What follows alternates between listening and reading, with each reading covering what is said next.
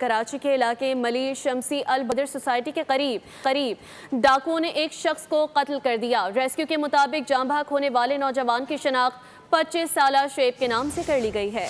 नौजवान की लाश कानूनी कार्रवाई के लिए जिना अस्पताल मुंतकिल कर दी गई। पुलिस के मुताबिक मुलजिमान ने शुएब से 15,000 रुपए लूटे और मज़ाहमत पर गोली मार दी। मजीद जानते हैं मोहम्मद काशान से। जी काशान, आगाह कीजिएगा।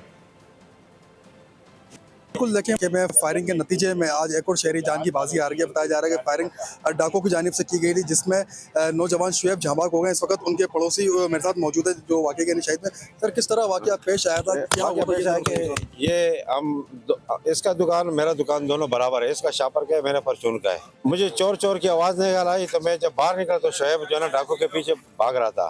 थोड़ा आगे गया तो वहाँ पर एक टैंकर पानी का आया तो वो जरा इन्हें ढीले पड़ गए, रास्ता रुक गया तो शुएब ने पकड़ लिया।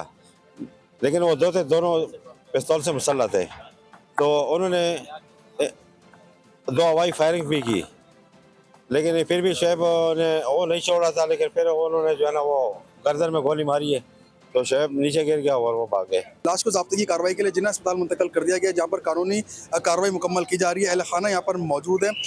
पुलिस की जानिब से बताया गया कि कानूनी कार्रवाई मुकम्मल करने के बाद लाश बहुत शुक्रिया काशान।